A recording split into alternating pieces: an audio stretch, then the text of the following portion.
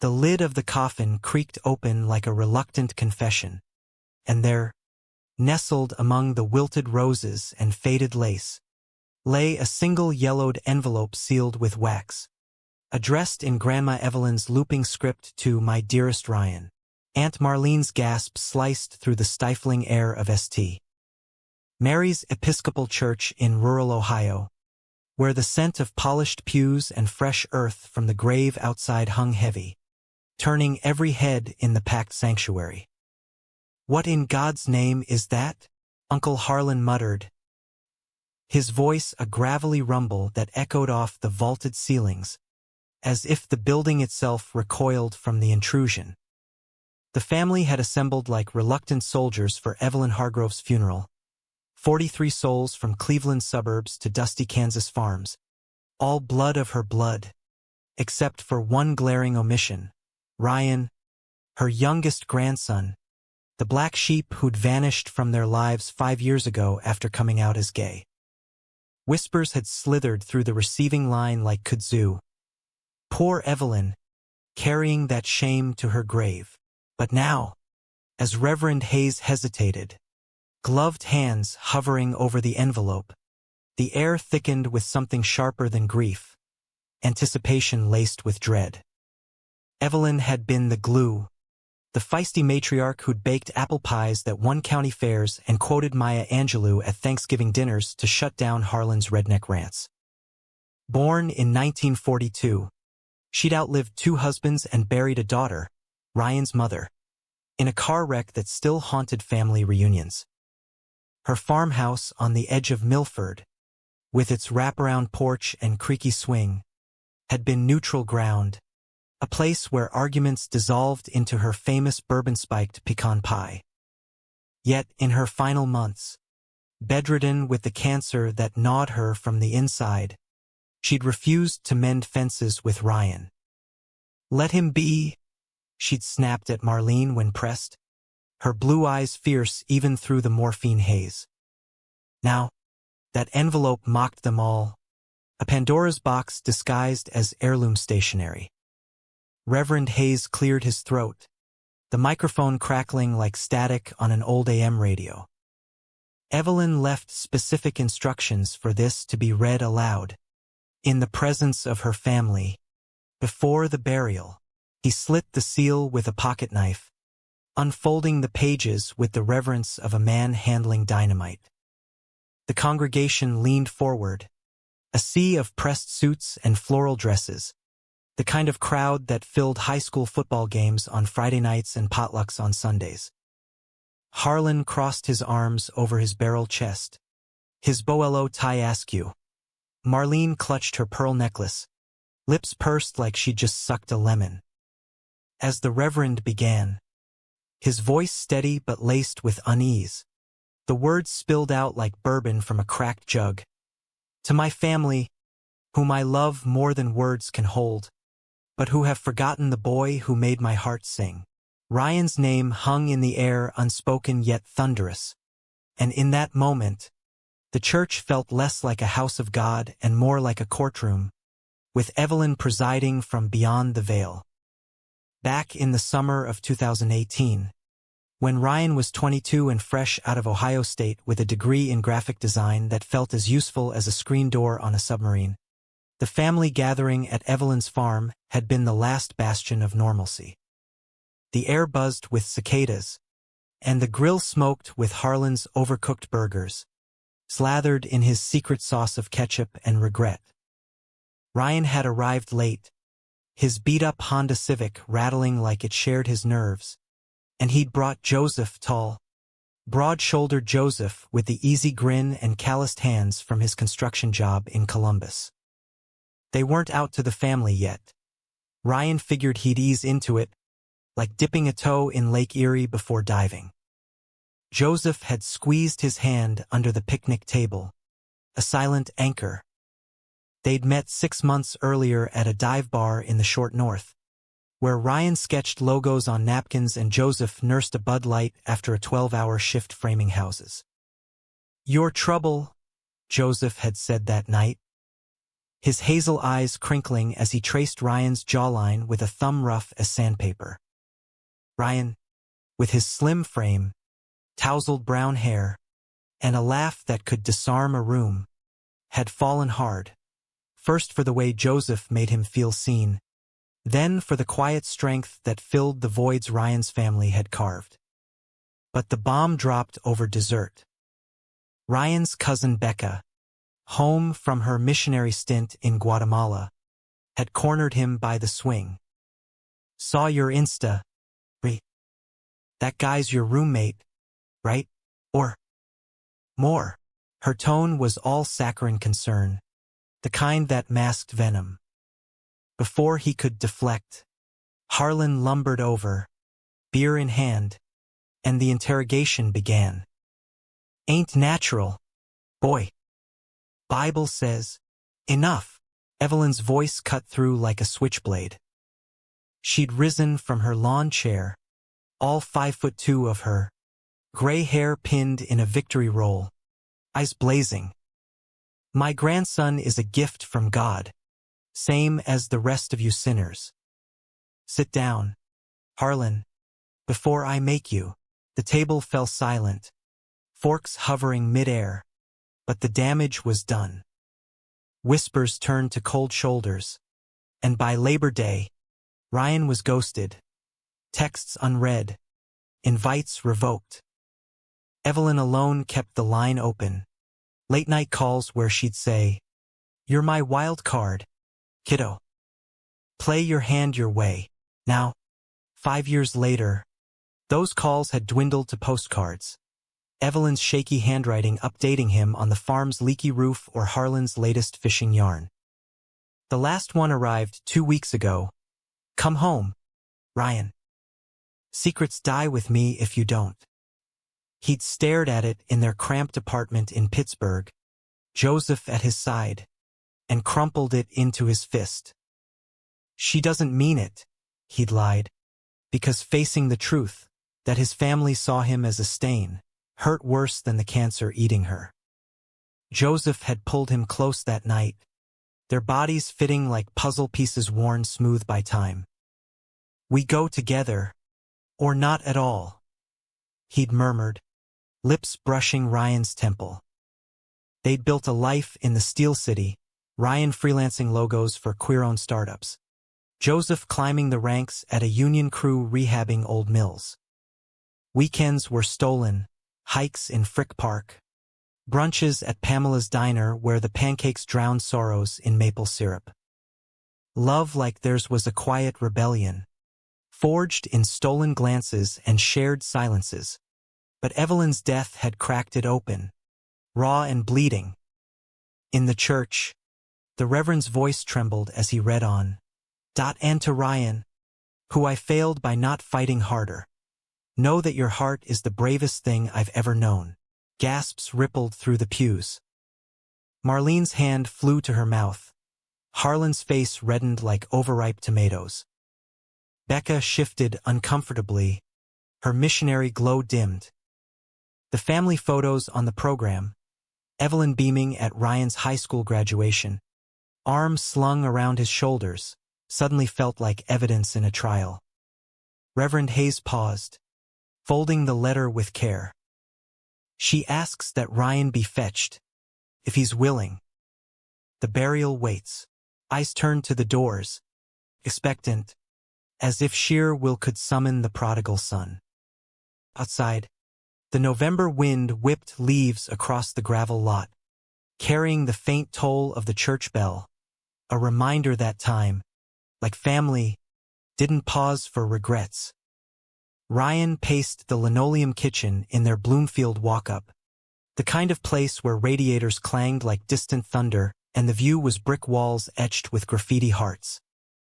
Joseph's duffel sat half-packed by the door, flannel shirts spilling out like unspoken accusations. "It's a trap, Ree. You know it is." Joseph's voice was low, edged with the protectiveness that had become his armor since Evelyn's obituary hit their inbox. Forwarded anonymously, probably Becca's doing. Ryan stopped, fists clenched. His reflection in the microwave door, a ghost of the boy who'd once dreamed of Broadway lights instead of bar stools. She wanted me there. That postcard. Secrets die with me. What if it's an apology? What if it's the farm? Or money? Or, he trailed off, the what-ifs a chorus in his head. The family had frozen his accounts after the blow-up. No Christmas cards. No birthday checks. Evelyn's will was the only thread left, frayed but unbroken. Joseph crossed the room in 2 strides, pulling Ryan into his chest. The scent of sawdust and Irish spring soap grounded him, a reminder of mornings tangled in sheets. Joseph's laugh rumbling like a freight train. I'm not letting you walk into that lion's den alone.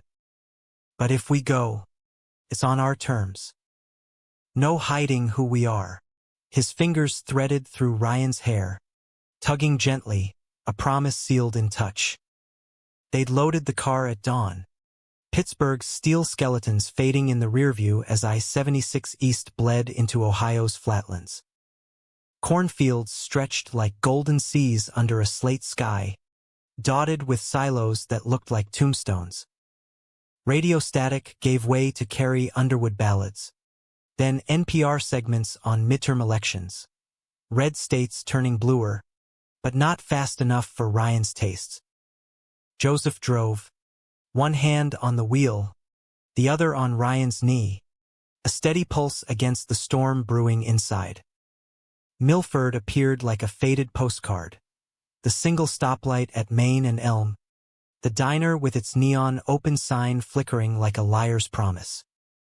The church steeple pierced the horizon, white clabbered against bruised clouds.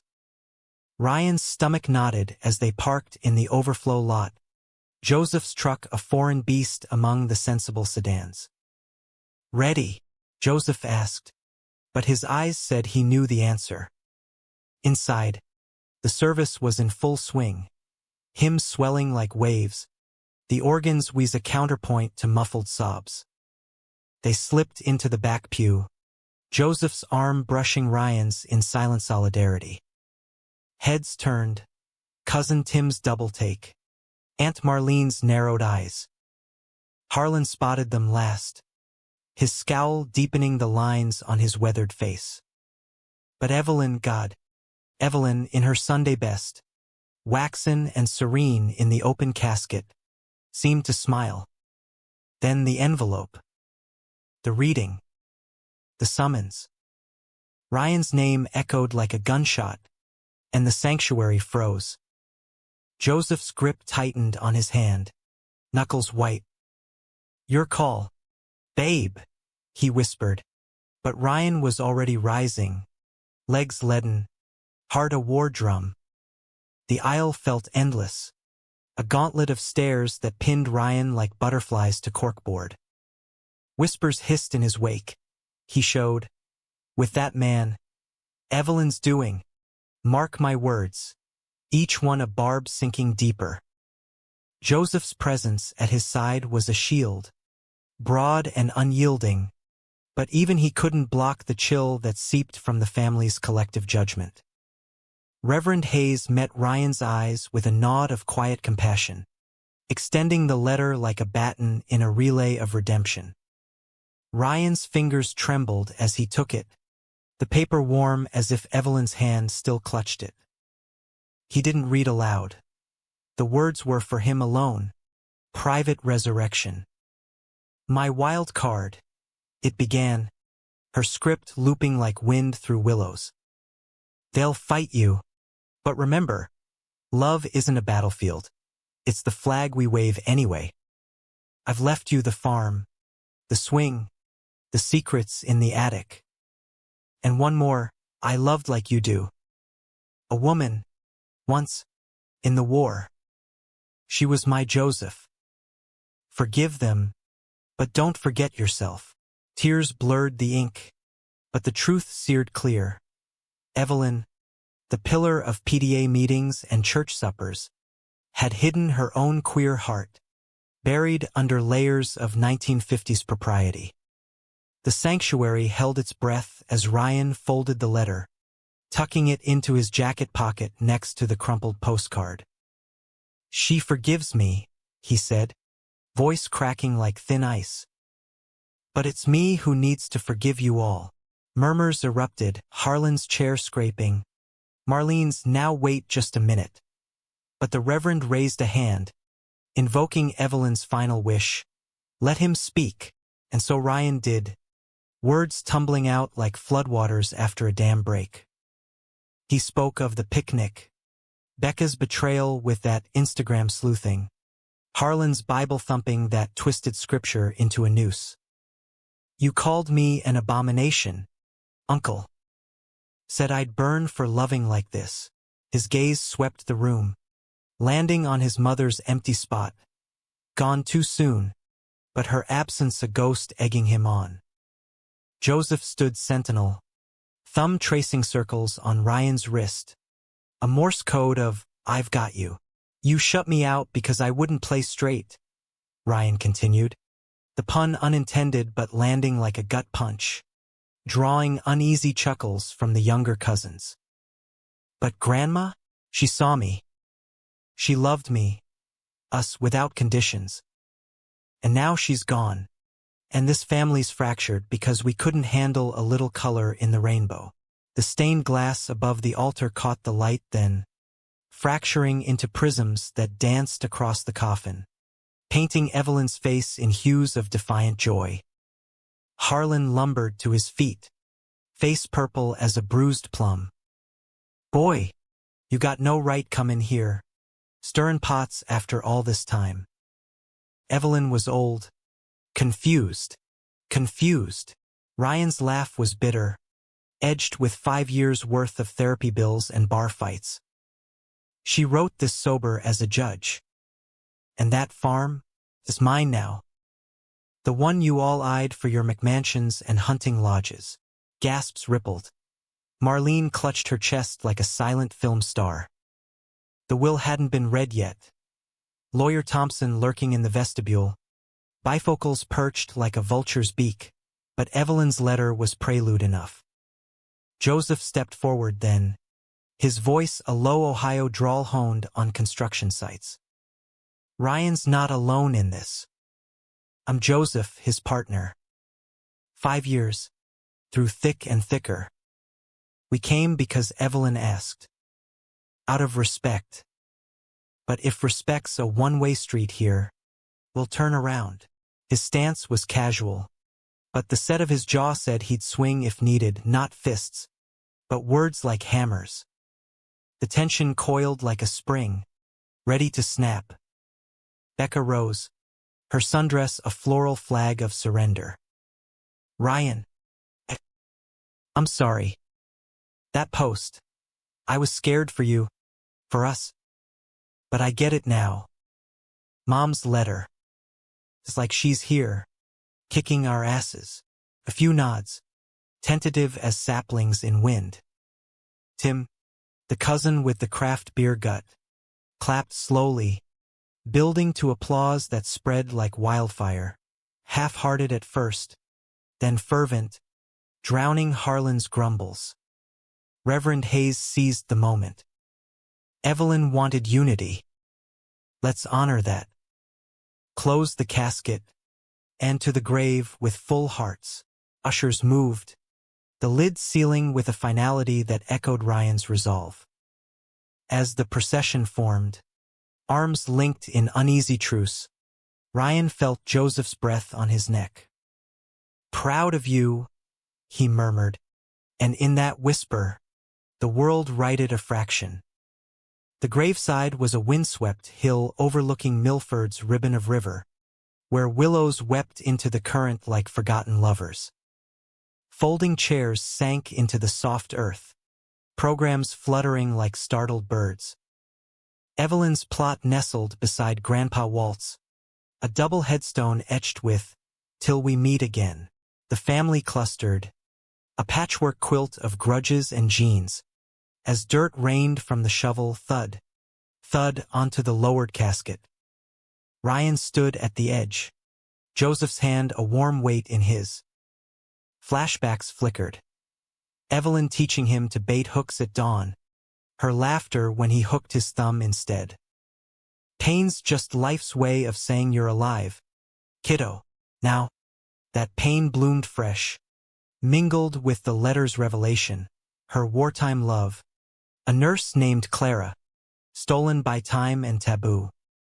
We wrote letters like yours, she'd hinted once, over chamomile tea, eyes distant as Normandy beaches. Ryan had never pressed. Now he wished he had. Harlan sidled up during the eulogies, reeking of Old Spice and resentment. Farm's a money pit. Boy. Taxes alone'll bury you. His tone was gruff, but the eyes, Evelyn's eyes, held a flicker of something softer. Your grandma. She talked about you nonstop. Said you were the artist she'd never been. Ryan swallowed hard, the olive branch bitter on his tongue. Maybe we start over, Uncle. No Bibles, just beers. A ghost of a smile cracked Harlan's facade. Deal.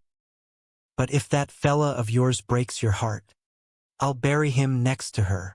Joseph, overhearing, chuckled low. Fair warning, sir.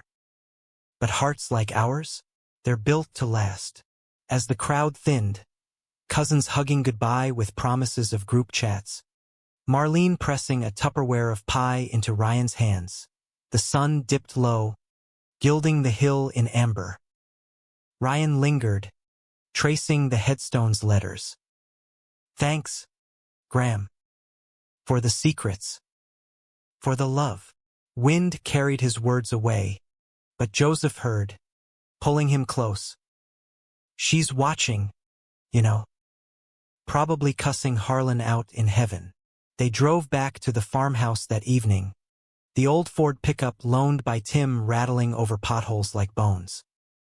The house loomed, Victorian gingerbread sagging under ivy, porch light a beacon in the dusk. Inside, it smelled of lemon polish and lavender, Evelyn's ghosts. Ryan wandered the rooms, Joseph's footsteps a steady echo. The attic stairs creaked under them, dust motes dancing in flashlight beams. There, amid trunks of moth-eaten finery, they found the box. Clara's letters, bundled with ribbon, photos faded to sepia, two women arm in arm on a Paris leave, smiles fierce against the war's shadow. She lived it, Ryan whispered, tears carving tracks in the grime on his cheeks. Joseph wrapped around him from behind, chin on shoulder. Like us. Hidden. But hell, we burned bright anyway. That night, they slept in Evelyn's four-poster, sheets crisp as communion wafers. Joseph's hands mapped Ryan's skin like uncharted land, collarbone to hip, reverent and hungry.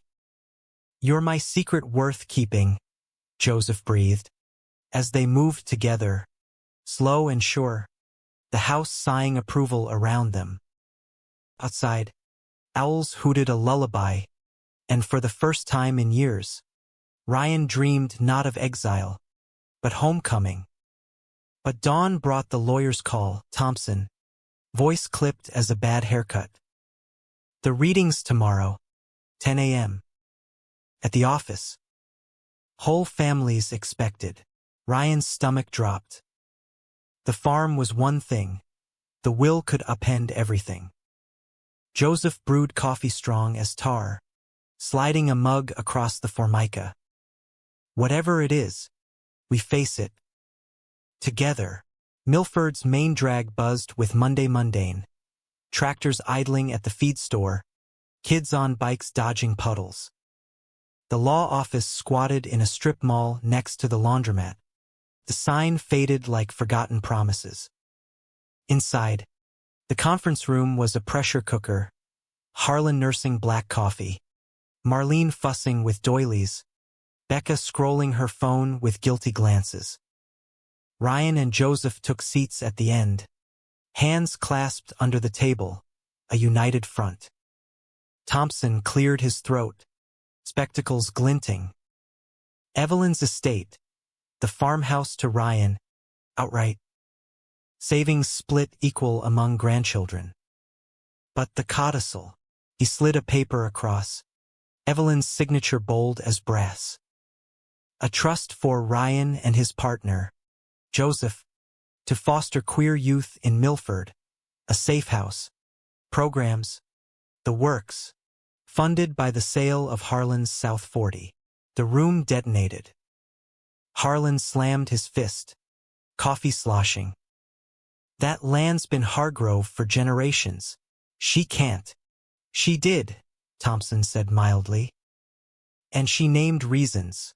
For the boy they shunned, and the love they feared.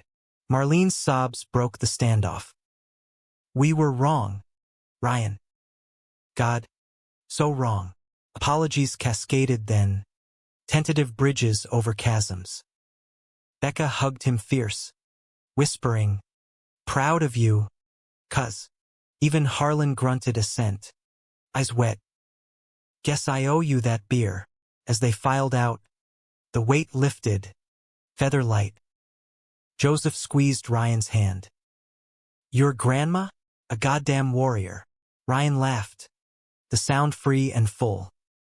The farm waited, swing creaking in the breeze, secrets unearthed like buried treasure. And in Joseph's eyes, a future painted bold, no hiding required. Weeks blurred into a rhythm of reclamation, the farmhouse transforming from mausoleum to canvas. Ryan hauled junk from the attic, Evelyn's wartime trunk yielding more treasures. A locket with Clara's miniature portrait, pressed violets brittle as memories. Joseph swung hammers, framing walls for what would become the Milford Haven, Ohio's unlikeliest queer youth center. Gonna need a rainbow flag out front, he joked, sweat beading on his brow as he leveled joists.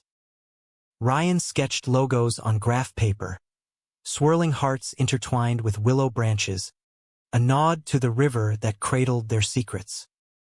The town grumbled at first, Milford's Bible belt buckle chafing at change. Graffiti bloomed on the barn overnight, sodomites go home. But so did casseroles on the porch, left by neighbors who'd lost kids to the closet's crush.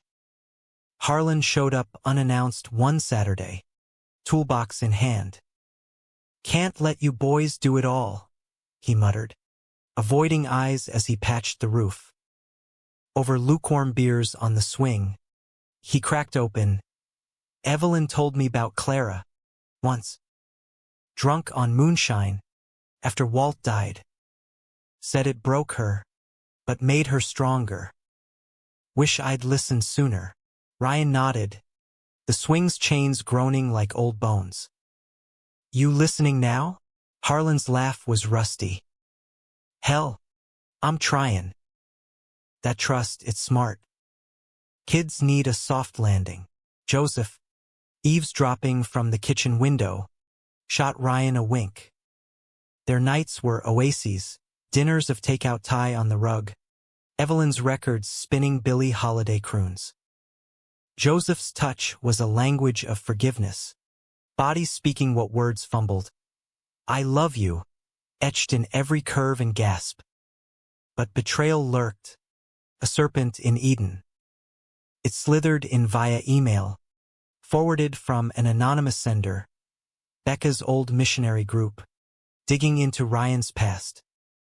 Screenshots of his college hookups, careless nights before Joseph, splashed across a hate sites forum.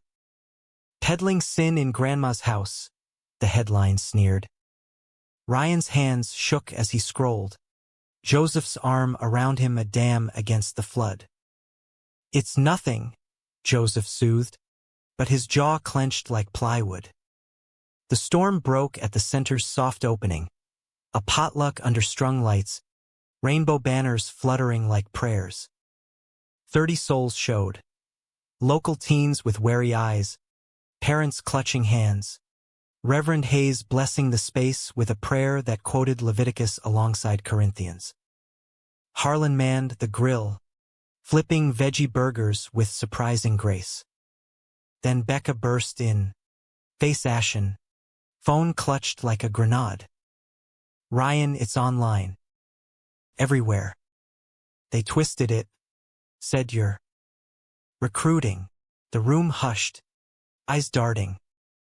A teen named Alex, all gangly limbs and fresh undercut, piped up, "Who cares? You're saving us." Murmurs swelled to cheers, but Ryan's chest tightened, betrayal's knife twisting. Becca's eyes brimmed. "Not me, swear. But my old group, they hate what I'm becoming." Inclusive. Joseph pulled Ryan aside, into the pantry's dim cool. "We fight this. Lawyers, countersues, whatever." But Ryan's voice broke. "What if it's too much? The center, the farm, Evelyn's legacy, tainted." Joseph's kiss was fierce, tasting of barbecue and resolve. "It's ours. We don't run." Dawn found them plotting in the kitchen, coffee going cold as they drafted statements. Harlan pounded on the door at 7 a.m., eyes bloodshot. Saw the crap online. Drove all night from the lake. He plunked a laptop down, screen open to a video him, on his John Deere, tearing down the hate posts billboards at dawn. "Ain't right. Evelyn skinned me." Ryan's laugh bubbled up, cathartic. "Thanks, Uncle." The backlash peaked midweek. A protest outside the farmhouse.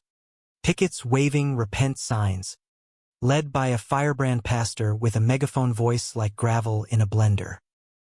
Ryan and Joseph watched from the porch, hands linked. "Let 'em yell," Joseph said. "Our love's louder." But when a rock shattered the bay window, glass exploding like brittle bones, something snapped. Ryan stormed out, Joseph at his heels. "This is my home," he shouted, voice carrying over chants. "My grandma's gift. You want to hate? Hate me to my face." The crowd faltered, a woman in the back dropping her sign. Alex appeared from the barn. Megaphone commandeered. "We're here. Get used to it." Teens poured out. Queer kids from 3 counties. Voices rising in a chant borrowed from Stonewall. Out of the closets and into the streets. Sirens wailed. Sheriff's deputies dispersing the mob. Inside, shards glittered like fallen stars. Marlene arrived with duct tape and tears. "We build back. For Evelyn." By nightfall, the living room was a war room, calls to GLAD, petitions circulating. Joseph bandaged a cut on Ryan's palm from the glass, lips brushing knuckles. "My hero," he teased, but his eyes held oceans. Betrayal's echo lingered, though. That night, alone in bed, Ryan confessed, "Scared it'll break us." Like it broke her. Joseph traced the scar on Ryan's hip from a childhood bike wreck. "It won't. We're the sequel, happier ending." Their lovemaking was urgent, a reclaiming. Ryan atop, setting the rhythm, Joseph's moans a symphony of surrender. In the afterglow, tangled limbs and whispered vows, the farmhouse felt fortified. The counteroffensive launched Friday. A town hall at the VFW, packed elbow to elbow. Reverend Hayes moderated. Harlan surprisingly eloquent. "Family ain't blood alone. It's choice. Ryan chose us back, after we failed him." Applause thundered. Becca testified, voice steady, "I betrayed him once. Won't again." The pastor squirmed in the hot seat, sputtering about tradition. But the tide had turned, questions sharp as switchblades. At the diner, pie plates piled high, Ryan raised his fork like a sword. To secrets revealed. Glasses clinked, root beer for the kids, whiskey for the grown-ups. Joseph's foot nudged his under the table. Private toast. Driving home, stars pricking the velvet sky, Ryan felt the knot in his chest loosen. But Joseph was quiet. Too quiet. "You okay?" Ryan asked, hand on his thigh. Joseph pulled over at the river bend, engine ticking cool. "That rock today reminded me of my dad. Threw me out at 17 for kissing a boy at prom." The confession hung, raw as open wound. Ryan pulled him close over the console, awkward but earnest. "He lost you. I found you." Joseph's laugh was watery. "Damn right." They sat there till moonrise, river murmuring approval. Back home, the attic box open again. Clara's letters read aloud, voices blending in the lamplight. "We survived wars," Ryan said. "This is just skirmishes." Joseph's kiss sealed it, soft as forgiveness. But the real conflict brewed in shadows. A week later, digging fence posts for the center's garden, Joseph unearthed a buried tin, Evelyn's, rusted but intact. Inside, deeds, not to the farm, but to a lakeside cabin in Michigan, deeded to Ryan Joseph Hargrove and his beloved. Ryan's breath caught. "She knew about us." Joseph's face paled. "Hargrove? She planned this. The name, a bridge, a claim." But joy soured when Thompson called. "Contest. Harlan's petitioning. Says Evelyn was coerced. Senile. Betrayal anew. From the man who'd swung hammers with them." Ryan's world tilted. "Why?" Joseph's arms encircled him. "Fear. But we'll fight." The courtroom in Worcester was a relic. Wood paneling scarred by decades. Judge a silver-haired widow named Ellis with a no-nonsense squint. Families filled the gallery, tension thick as courtroom drama on Lifetime. Harlan took the stand, voice booming. Evelyn was sharp as a tack, but that boy, he poisoned her. Lies layered like varnish, claims of undue influence. Ryan's lifestyle swaying the will. Ryan's rebuttal was fire. Letters, witnesses, Evelyn's lucid videos on her phone. Toasting my boys with gin and grin. "She chose love over legacy," he said, eyes locking Harlan's. "What do you choose?" Joseph's testimony gutted the room. "She called me son, in her last call. Said Ryan saved her, too, from loneliness." Tears tracked Harlan's cheeks. Silent concession. Judge Ellis ruled swift. "Will stands. Costs to petitioner." Harlan slumped, but as Ryan passed, he gripped his arm. "I was wrong. Again. Forgive." Ryan paused, Evelyn's words echoing. "Forgive them, but don't forget. Maybe. Over that beer." A nod. Fragile as new growth. Outside, autumn leaves swirled like confetti. Joseph hooped, spinning Ryan in the parking lot. "We won, but victory tasted bittersweet. Family mended, but scars etched deep." That night, lakeside cabin beckoning, they packed a bag. "Road trip," Joseph grinned. Michigan's dunes awaited, soft sands, endless horizons. En route, radio blasting Springsteen, Ryan's hand in Joseph's. "To us." The secret she saw. The cabin squatted on Lake Huron's shore like a forgotten poem. Shingles silvered by salt wind. Windows fogged with promise. Evelyn had bought it in 72. A wedding gift turned widow's retreat, where she'd penned Clara's letters under lantern light. Now, keys in hand from Thompson's office, Ryan and Joseph claimed it. Doors flung wide, dust chased by sea air, beds aired with lavender from the farm. First night, they built a fire on the beach, driftwood crackling, sparks ascending like liberated souls.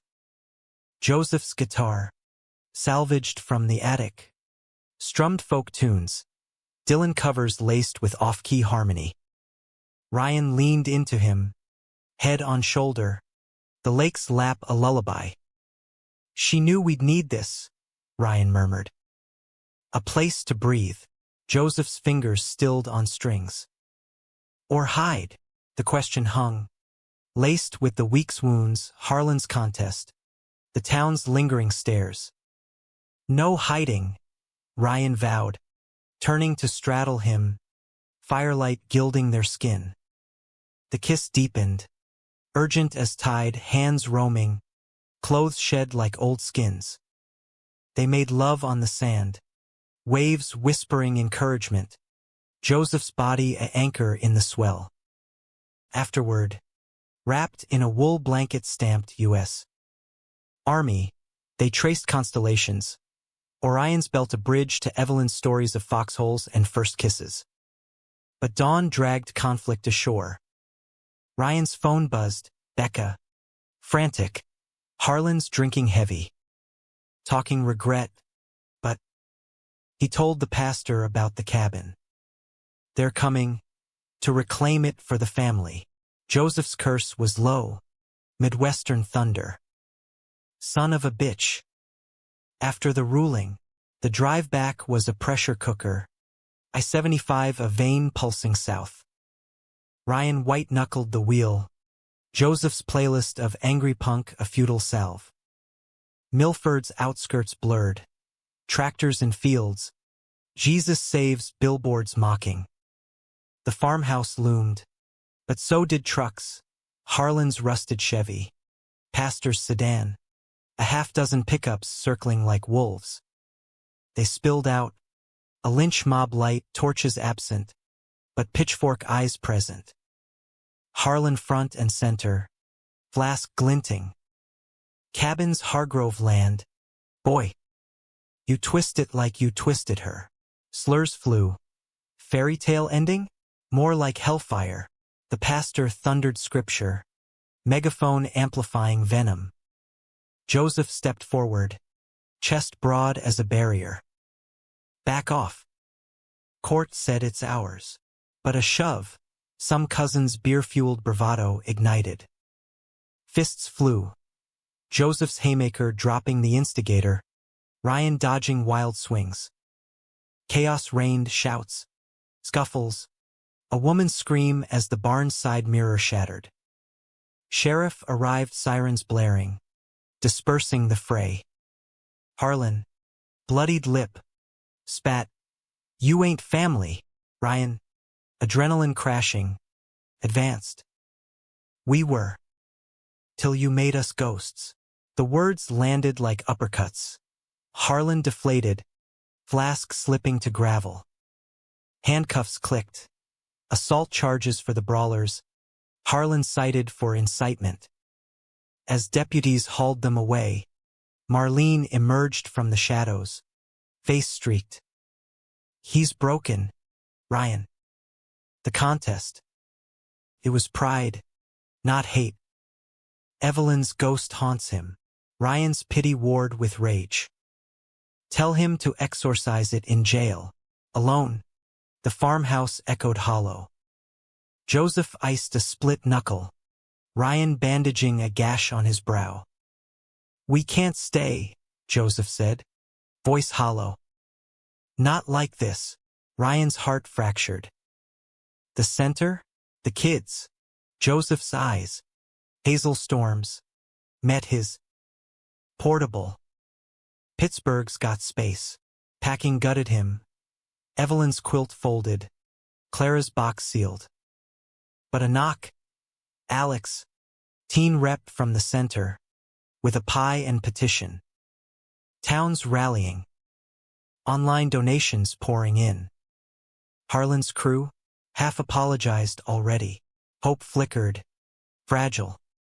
Trial reconvened swifter than expected. Worcester Courthouse a second act. Harlan pled guilty, voice cracking, I betrayed her memory. And his. Judge Ellis, stern but fair, sentenced community service at the Haven. Build what you broke, Mr. Hargrove. Reconciliation brewed slow. Harlan showed first day, hammer in hand, eyes downcast. Where to start? Joseph, grudge lighter, pointed to drywall. Foundation. Over lunch, Subway sandwiches on sawhorses. Stories surfaced. Harlan's own youth. A crush on the quarterback buried under football pads. Never acted. Regrets a bitch. Ryan listened. Walls crumbling. Graham forgave you everything. Maybe I can too. A handshake. Rough but real. Evenings. Beers on the swing. Harlan's yarns of Evelyn's mischief. Stealing sips of communion wine as a girl. Joseph joined. Tales of union strikes bonding unlikely brothers. The center bloomed. Ribbon cutting under July sun. Crowd swelling past capacity. Teens like Alex mentored newcomers. Art classes in the barn where Ryan taught logos laced with pride. Becca ran workshops on allyship. Her missionary fire redirected. One night, post-event bonfire, Harlan pulled Ryan aside. Found this in her Bible. A photo. Evelyn and Clara. Arms linked. Backs to camera on this very hill. She was proud. Like I am now. Tears stung. Means the world. Joseph's arms slung around both. A trinity forged in fire. But climax crested Labor Day weekend, the family reunion. Evelyn's tradition revived. Tents pitched on the lawn. Grills smoking. Kids chasing fireflies. Ryan and Joseph hosted. No small feat. Tension simmered. Whispers when they kissed by the cooler. Averted eyes. Then Harlan's toast. Mic in hand. To Evelyn. To Ryan and Joseph, the heart of this clan. You'll raised a glass to tradition? Time for progress. Cheers erupted. Genuine as summer rain. Cousins hugged. Aunts danced to Motown. Ryan, Joseph's hand in his, felt the circle close. Yet betrayal's shadow lingered, one final twist. Late night, attic rummage for extra chairs. Ryan unearthed a journal. Evelyn's, post-Clara. Pages chronicled Harlan's conception. A shotgun wedding, Walt's idea, her heart elsewhere. I stayed for him, she wrote. But I'd choose love again. Dawn. Ryan confronted Harlan by the river. You were her secret too.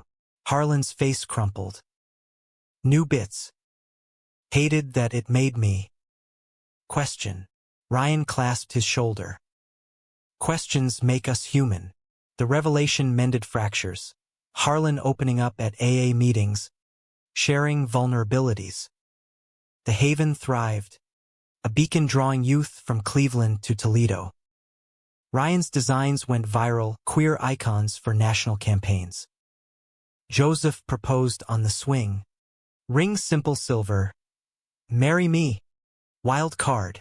Ryan's yes was a vow, sealed with Salt Lake kisses. But peace, hard won, tested anew. Winter gale tore the barn roof. Funds tight. A donor bailed. Old money spooked by controversy. Despair crept. Nights when Joseph's snores couldn't drown Ryan's doubts. What if we fail her? Joseph's answer, action. Crowdfunding video, raw. Reel them on camera. Scars bared. Evelyn built this with love. Help us keep it standing. Pledges poured thousands. From strangers touched by the tale. Spring bloomed triumphant. Roof patched. Programs expanded. A Clara Scholarship for Queer Vets. Funded by Harlan's South 40 sale. Family dinners weekly. Harlan's pie rivaling Evelyn's. Romance deepened. Anniversaries at the cabin. Dunes walks hand in hand. Joseph's letters now there's love notes tucked in lunch pails. Climax echoed in a storm. Literal. Thunder rattling windows as the haven's first crisis hit. A kid, Jamie, 16 and freshly out, dragged in by cops after a suicide attempt. Ryan held vigil. Joseph's coffee runs a lifeline. "You're safe," Ryan whispered, echoing Evelyn. "Dawn." Jamie smiled faint. "Thanks for the secret keepers." The storm passed. Rainbow arching over the river, a sign. Harlan, visiting, teared up. She'd beam. Summer's end brought harvest, corn golden, air thick with possibility. The Haven's annual picnic echoed Evelyn's last. Grills fired, swings groaning under lovers' weights. Ryan, in a linen shirt rolled to elbows, flipped burgers with flair. Joseph's laughter a bass line to the chaos. Kids splashed in the river, supervised by teen mentors. Becca led a drag story hour under the willow, her queen persona Auntie B slaying with flair. Harlan arrived early, arms laden with coolers, his secret sauce a peace offering. "No ketchup this time," he grinned, clapping Joseph's back. The once gruff uncle had softened, edges sanded by service hours and soul-searching. He'd even joined PFLAG, awkward but earnest, his truck sporting a Love Wins bumper sticker that drew honks from passersby. As dusk painted the sky bruised purple, the family gathered for toasts. Reverend Hayes, now Haven chaplain, invoked Evelyn. "She taught us love's the ultimate inheritance. Glasses raised, sodas for youth, IPAs for adults."